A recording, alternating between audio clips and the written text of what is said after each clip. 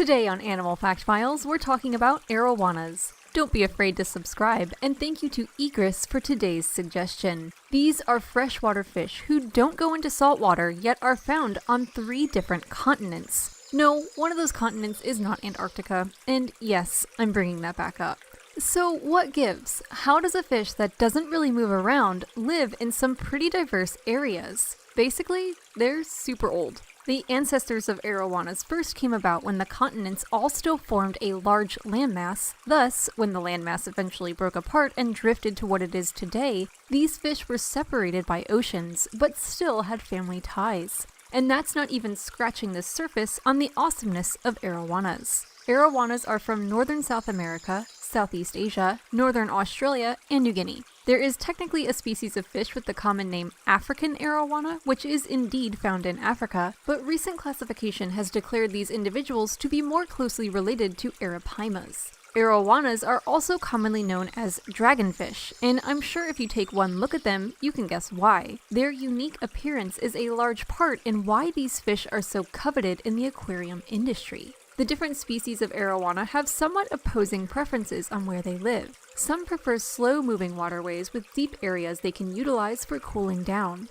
Others like fast-moving shallow waters. They all, however, prefer areas with overhanging vegetation. There's one simple explanation for this: food.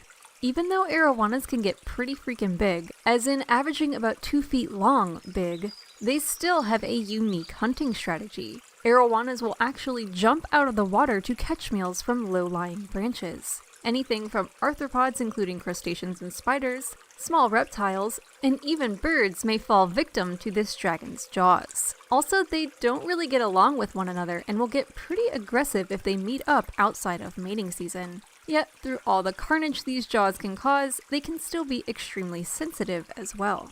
Imagine putting a bunch of grapes in your mouth. Okay, now you have to keep them in your mouth for about 8 weeks, and during that time you're not allowed to eat them, or eat anything else. Oh, and the grapes aren't grapes. They're your children.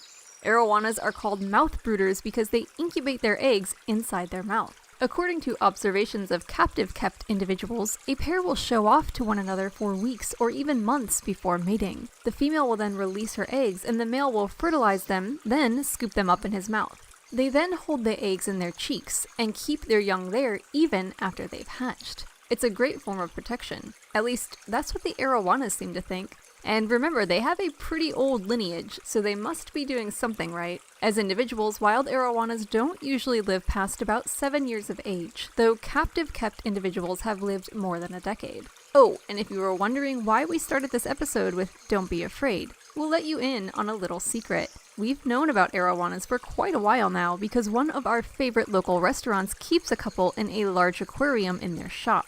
Here's the heart-melting sign affixed to their tank.